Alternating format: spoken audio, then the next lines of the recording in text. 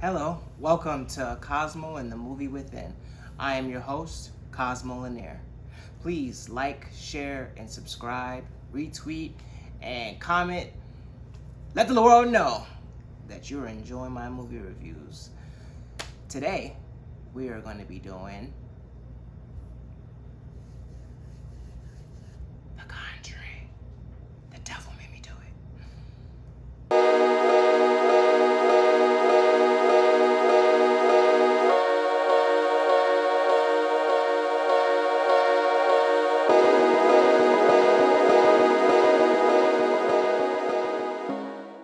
Alright, so The Conjuring, The Devil Made Me Do It, is based on a real story. This actually happened. This was, I want to say, in either the 60s or 70s. And this is the first time where pretty much everybody, they always use God and they swear on the Bible, and God is very much present in trials in the court system. So this was the first time in the flip where they knew this person committed a crime because of demonic possession, and this person stabbed and killed a person. So in this case, they were going to use the defense of literally, the devil made me do it. And this was unprecedented, and this was the first time that this ever happened. So, of course, the Conjuring people, which, you know, obviously they are based on the real life, I forget her name, Ed Warren and Lorraine Warren. The real life Ed and Lorraine Warren were part of this trial. Obviously, Lauren, she's a clairvoyant, and she can talk to, you know, dead and all things like that, and, you know, she's very into that realm.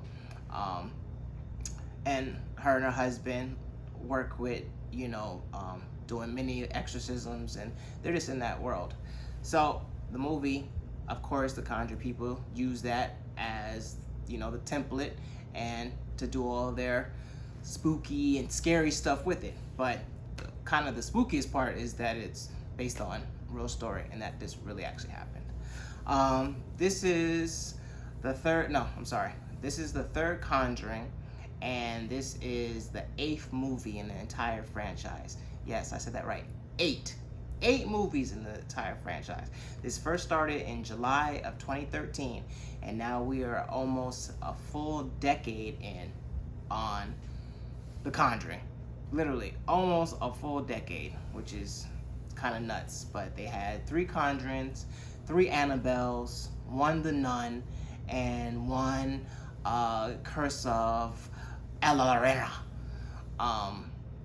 All of those in the franchise to pretty much, and they're all connected in a way or was part of this movie, and they use this as a prequel, and then they use that. Pretty much they've stretched the hell out of this franchise for, and the template is some of this stuff did really happen. So, you know, that was some of the spooky stuff that, you know, these are real people that they're playing, and some of these events really did happen. So, but from doing that, which was kind of cool, I guess, when you first heard about it in the beginning, to obviously all these stories are not real, and obviously some stuff may come from a real place, some of the context, but as a whole, they are stretching the hell out of this franchise. Vera, I don't want to jack up her last Farminga, I think her last name is. She plays Lorraine Warren. She pretty much asked her, like, hey, how many more movies do you think that you guys can do? How many more movies do you think you guys can push out? And her co-star, Patrick Wilson, Ed Warren, he was kind of like, oh yeah, you know, he seemed a little bit more like, yeah, I guess we could put out a couple more. But she was like, like, oh no, we could definitely. She's like, I wish we can just do this over and over and over and over. I wish we just keep on doing it. And she was like, but at least another 1 or 2 movies. So she's fully committed. Which, can you blame her? Couple months, every other year, you know, you're gonna get a nice little fat check. These movies don't cost that much to do, and they make a good amount. They always make a return. So it's good business. Your checks are, you know, doubling, tripling because You're part of the franchise. You're a staple in the franchise. Boom. These are big checks, easy checks. Why not? But this genre, I personally wouldn't want to be tapping into something that's real life like that or has essence of real life. You know, the devil, you know, certain things scare me, certain things don't, you know. Some scary movies. First of all, let's get this out the way. I'm a big baby when it comes to scary movies. I'm in the cocoon. Give me some blankets. My eyes are very covered, and I'm just trying to look to see and make sure everything pops out. I'm fully covered. Okay. Is this the music? Oh, is this a mouse? I'm scary. I'm not even gonna front like I'm not. So, but, and anyway, when it comes to the devil and that type of stuff, oh no. That stuff scares the crap out of me because that stuff comes from real stuff. I believe in God, so you gotta believe in God, you know there gotta be a devil. I'm not trying to get into that cup of tea, you know what I mean? So, no. So that type of stuff scares me. But for the most part, a lot of scary movies nowadays, I'll get cocoon and all that, and by the end of it, it was like, you know what, it wasn't even that many scary scenes, or it wasn't really that scary, or the hype, you know, all the hype that it was, and, you know, it's kind of a disappointment. And if I'm saying that, it's like, really? Like, because you could get me pretty good. But, anywho, let me rewind a little bit, because we're so far into these movies, I just automatically just assume that you guys know everything about The Conjuring. But, like I said, this is the 8th movie in the franchise. They had a whole bunch of prequels and a whole bunch of spin-offs with the Annabelles and the nuns and that type of stuff. But pretty much, and I told you pretty much the synopsis of, they were using, you know, the trial of the devil. He was possessed, which he killed a man. This guy pretty much was in Ed and Lauren Warren. They were doing an exorcism on this little boy. He had this whole family, you know, he was his sister and his sister's boyfriend, and whole family was involved, but the little boy was possessed. They had a hard time getting the demon out of this little boy, but it got to the point where the little boy who was possessed, his sister's boyfriend ended up going to the demon and pretty much was like, possessed me, leave the little boy. In doing so, the demon said, say less!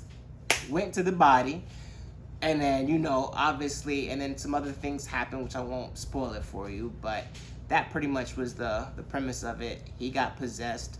Ed knew about it, but he was down for the count for a little bit, so nobody really knew except for him, and Ed wasn't really coherent to tell anybody.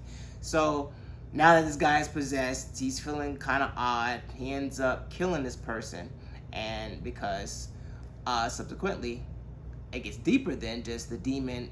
Subsequently, there was a witch, and she cursed this family and cursed them, and that's more why the demons were able to get into this little boy, and, you know, they had a little bit more of a battery pack, you could say.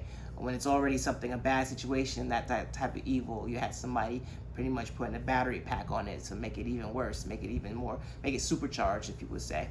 So now they're trying to get, and he does this heinous crime. He stabs this guy, you know, a bazillion times. Horrible crime. He gets locked up for it, and pretty much now, Ed and Lauren are trying to do everything they can to get him acquitted, and of course now they're in law, so now they're being detectives, you know, law enforcement. They're looking at them like they're just nut jobs. But in actuality, you learn that many, actually, even to this day, many police force have clairvoyants in their police departments. They don't make a big thing about it, they don't really talk about it, but a lot of departments have it in there, and they help them solve their crimes, which I didn't know that. I heard something about that vaguely back in the day, but that's actually a real thing.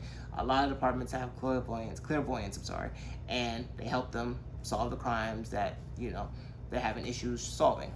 And apparently, they have a lot of success. So, but yeah, so in this case, but now this is like in the 70s and the 60s, so this is really, even now it's kind of looked as like taboo, but back then, It's really look taboo, but they're pretty much trying to work with the police to help them, you know, solve the crime of why he was possessed, and to help show proof of how he was possessed, and that this type of stuff even exists. So so it was a little bit more different because they're doing the more detective roles. It's not this your normal possessed and they're over there trying to fight the demon, and it was a little bit more complex. It was a little bit more nuanced to it. So yeah, the actors both loved that, the new angle of it. They liked the new approach of it.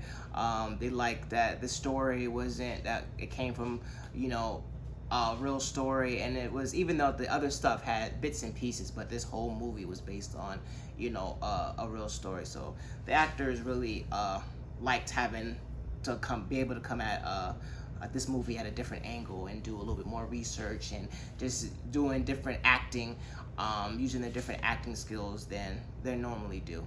But yeah, so that's pretty much the premise of it. And you know, and in doing so, obviously the devil gonna be working. So just because a person might be locked up doesn't mean other things is happening. So while they're trying to figure out and help the police, show the police that this stuff exists and that all these other things, they also have the actual person still being possessed, and trying to help solve that situation while the person's locked up. So they're dabbling in a lot of different things. Me personally, the movie was cool. It's the 8th movie in. I think it was a little bit more hype than the actual movie. Scary wise, I had my pop-up scenes like always, but it was more of the same. Like, you know, the original Conjuring, yeah, that scared me. But now you're gonna even though everything I just said and how it was done different and came at it a different way, it was still more of the same stuff. They've been doing it for almost a decade. They've told all types of different scenarios, and they've stretched it pretty thin by now. I think I'm good to say, but we already know there'll be more Conjurings and there'll be more scary stuff to pop out of. I didn't dislike the movie, but if you've seen one Conjuring, you pretty much seen the rest of them. If you've seen one Annabelle or whatever, you've seen all of them, and they all gonna have scenes in them that are gonna pop out and get you. But it's not the worst scary movie, but at this point it is. If you've seen one, you've seen them all. Like, so I wouldn't say go rush to go see it, because only thing I will say is this is a little different because it was something that really happened. Oh, the ending, I'm sorry, the whole movie was almost 2 hours. The last 5 seconds, not even 5 minutes, last 2 minutes of the movie where they showed the actual Ed and Lauren Warren, and they showed and they played the actual video of the demons and stuff, I turned that off. I turned that off immediately. No. I'm not about to listen to the actual demons. Not today. Not today, Satan. Not over here. We prayed up. So, no. And that was by far the scariest stuff, because that scared the crap out of me.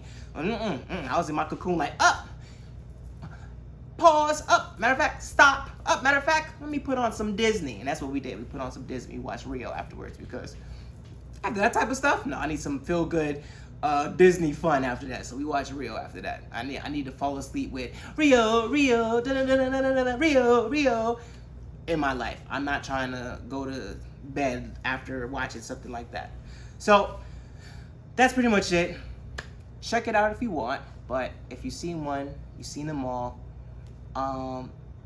It was a little different though, giving you this little point of view, and you get to learn something. And if you into history, you could learn that and see something that happened and that was a real case. So that part is interesting.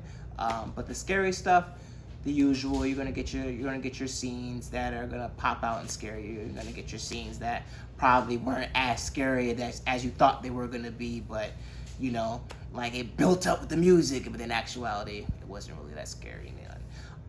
So for me personally, I'm gonna give it 2 more fires. More fire, boom, boom. And only giving them 2 is just because we've seen this literally 8 different times. So at this point, I'm gonna give them 2 boop boops and 2 more fires. So let me know how you guys think about it. Let me know if you've seen it. Let me know if it was super scary, or let me know if you were like, okay, it was cool. Let me know how you guys feel about it. But for me, I give it 2 more fires. We've been there, we've done that. It did its job. It scared me a little bit, but I'm ready to move on to the next thing. But I will say, that new Candyman, now that looks a little, you know what I mean? Don't be going in the mirror talking about Candyman. I'm gonna come in there and go, no, no, no. But we'll see.